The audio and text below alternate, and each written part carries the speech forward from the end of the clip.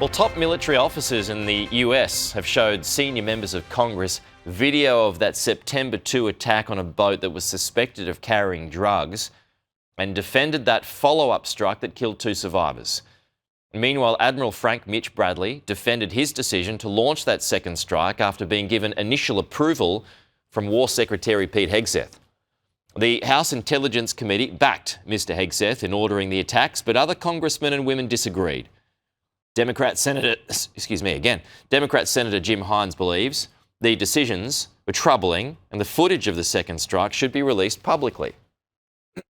Admiral Bradley has a storied career, and he has my respect, and he should have the respect of all of us. But what I saw in that room was one of the most troubling things I've seen in my time in public service. You have 2 individuals in clear distress, without any means of locomotion, with a destroyed vessel, who are killed by the United States. Donald Trump published video of that first strike, but not the second, and is standing by his war secretary so far. For more on this, let's bring in our Republican strategist, John Jordan. Good to see you this morning, my friend. So should this second video, the one of the survivors being taken out, be released? Yeah, why not? You know, I've also served in the U.S. Navy in an intelligence capacity, so know a little bit about this. So the simple way to understand this, couple of things. First of all, President Obama authorized drone strikes that resulted in 4,000 deaths, 800 of which were truly innocent people who were the result of collateral damage. And you didn't see any of these so-called principled Democrats squealing about that. Here we have, 2 narco-terrorists in a boat transporting drugs, and the authorization was to neutralize the targets. And that includes the boat as well as the narco-terrorists. This is using the same legal framework that President Obama used as he was the drone king during his terms, and nobody disagreed with his decisions then. The easy way to look at this is nobody court-martialed Luke Skywalker for using 2 proton torpedoes to destroy the Death Star. So this is political theater at its very finest, and the Democrats in the position, if they want to defend drug runners and people bringing tens of thousands of pounds of drugs that kill tens of thousands of Americans each year, yeah, go right ahead. So is this a war crime? No, I mean, no, absolutely no, it isn't. This is just saying. Doesn't it say, though, that survivors need to be protected? That's my understanding of the law in this case. No, not unless because the people were in fact the targets. I mean, it's like when President Obama drone strikes, a vehicle, in the war, in the Middle East somewhere, which the Democrats are fine with, and somebody survives it. No, some of the strikes are to get the people as well. It's not just the boat; it's both. And so they are legitimate targets. They're in international waters bringing poison inside the United States. Okay. Is Secretary Hegseth in the clear, you think?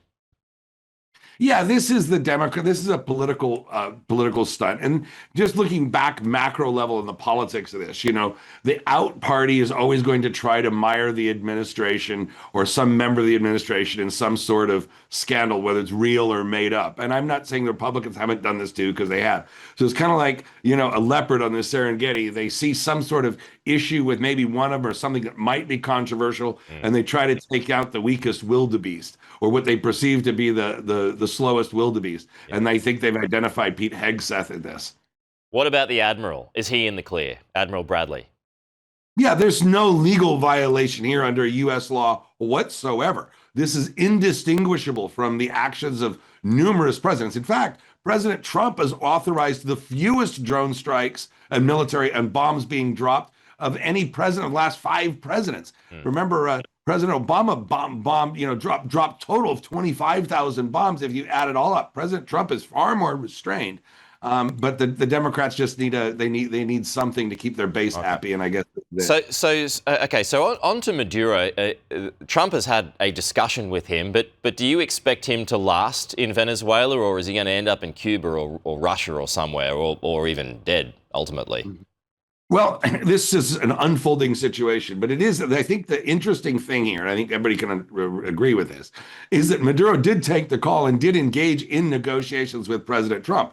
He didn't agree to the terms that President Trump laid out, but he was engaging in those discussions. It wasn't a flat, screw you, I'm not leaving.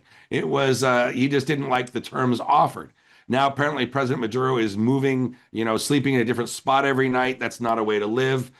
His command structure is also very concerned for their welfare. So as President Trump ratchets up the pressure, it looks like there's room for some negotiation here. At least President Maduro has demonstrated that there is. So we'll have to see, but the pressure's on. Yeah, no, yeah, it sure is. Just a final point, because we've discussed this at length in recent weeks. John, Putin and Modi are together. So there's going to be deals that are signed in the next couple of days between Delhi and Moscow. We've spoken about oil. The US is pressuring India to stop buying Russian oil because it's funding the war, et cetera, et cetera. But there is still some purchase of Russian oil that's taking place at the moment. What do you make of these discussions that are being had, and what might be signed between Putin and Modi in the coming days? Well, in many ways, India is the most interesting country on earth. It's an adversary and has a hostile relationship with China. It has a long-standing history with Russia, but it's still got to feed and provide energy for its 1.4, for its enormous population. So they're trying to get the energy at the cheapest possible rate. At the same time, they want a trade deal with the United States. So Modi has, and he lives in a democracy. So Modi has a lot of interests that he has to balance. And so right now he's doing some deals with the Russians, but I don't think he'll be able to buy weapons from the Russians forever and ever, because the Russians have a diminished capacity for producing them due to the war in Ukraine, and not to mention that a lot of Russian weapon systems haven't distinguished themselves. So it's interesting to see how Modi balances all of these competing forces as a member of the Quad, which our two countries are a member of. Yeah, it'll be interesting to watch all of that unfold. It's always good to talk to you, John. Appreciate it. We'll see you again next week.